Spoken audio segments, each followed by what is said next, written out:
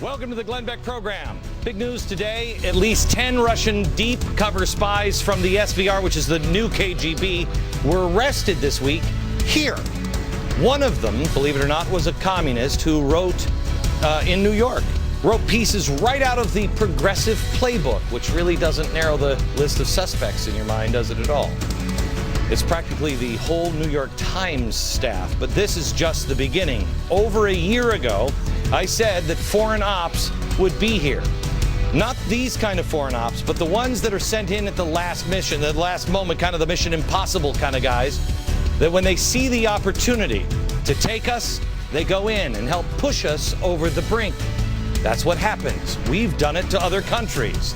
This is the beginning of what I told you about a year ago.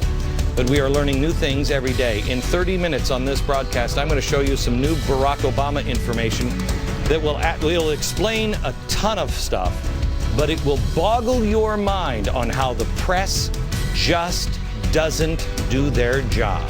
Come on.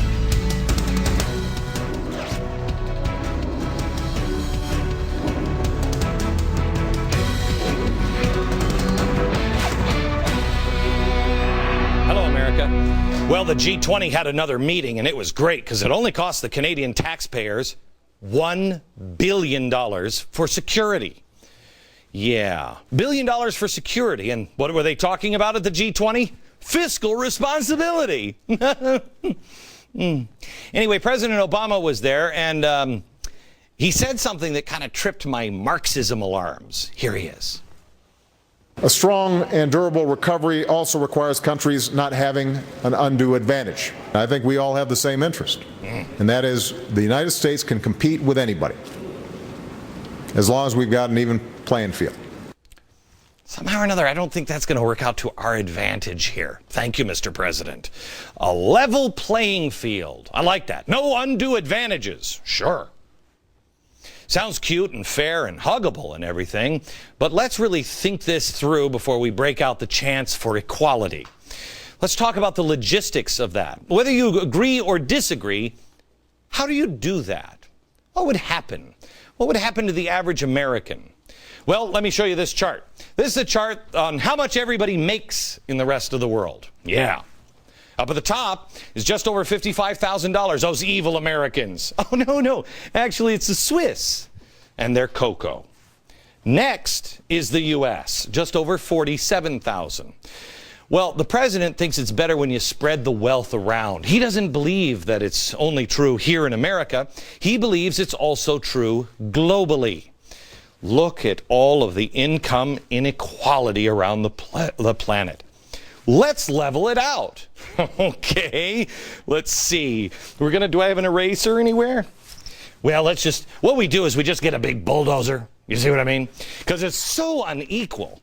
What we need to do is just, you can't take anything from the bottom, okay? Because, that would wipe them out. They don't have anything. What do we have to do?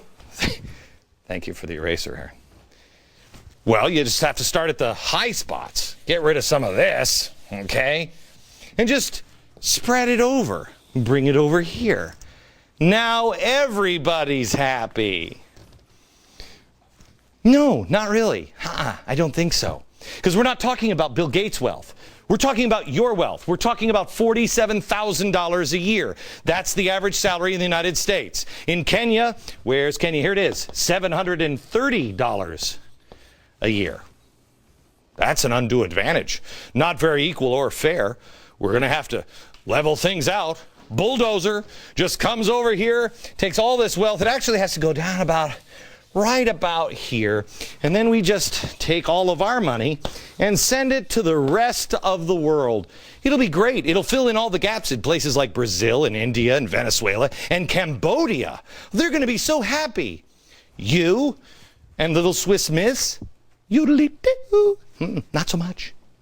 Here's the inconvenient truth about the leveling of the playing field that the left hopes you don't realize. Your standard of living comes down in order to get this line straight. Not just the rich. Everybody's standard comes down. Do you remember Obama's science czar, John Holdren? Love this cat. Here's what he said. He advocated the de-development of the United States. Let's watch. I think ultimately the rate of growth of material consumption is going to have to come down. And there's going to have to be a degree of redistribution of how much we consume in terms of energy and material resources in order to leave room for people who are poor to become more prosperous. So, if you want to use less energy, you could become more efficient, or you could do something that would make energy costs necessarily skyrocket. Cap and trade, doesn't that what the presidents say? We'd use less energy because we'd have to pay more for it, and then that money would go over here to places like Kenya.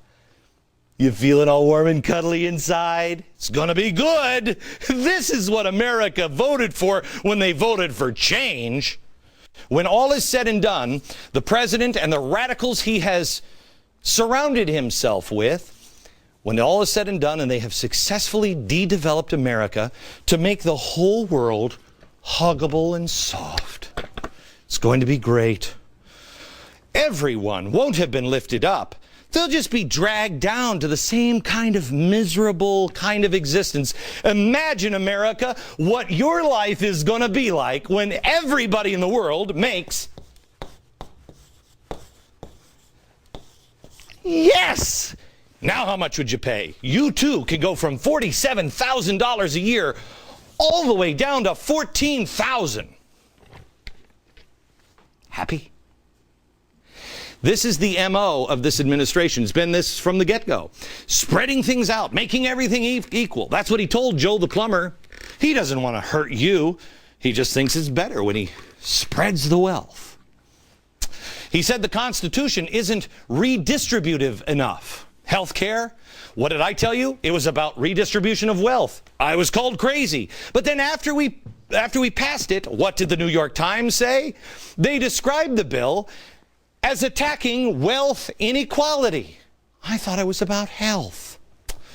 I must have been wrong.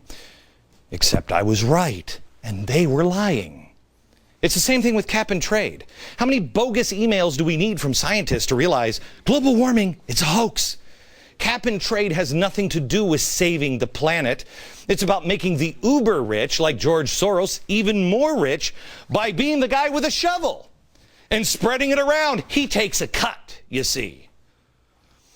Let me ask you this. What was the only thing that came out of Copenhagen? Rich countries. Rich countries giving the poor countries money. That's how we solve it. You want to fix the globe? It's easy. The earth has a temperature. Let's take the money from the evil rich and give the money to the sad poor. I can feel the temperature going down even as we speak. This is Marxism, pure and simple. Do you remember Al Gore's, my gosh, I'm turning into that teacher that we all hated going to school. I've got chalk all over me. You remember Al Gore's hockey stick chart? Okay. This is the one that changed the world, helped move national consensus to actually believe global warming was a hoax. Right here, Earth has a temperature, and I'm doing things with my sun. Right here, it goes up. Remember that? Okay, America, I've never played down to you. I don't think you're stupid. But maybe because a guy gets into a scissors lift, you might think, whoa, that chart's real. He had one of them fancy ladder things that went up and down. If that's the case, I have a hockey stick chart to show you now. And you can guarantee that mine is real because it's so important. I have one of those fancy scissor lift things. It's gotta be real.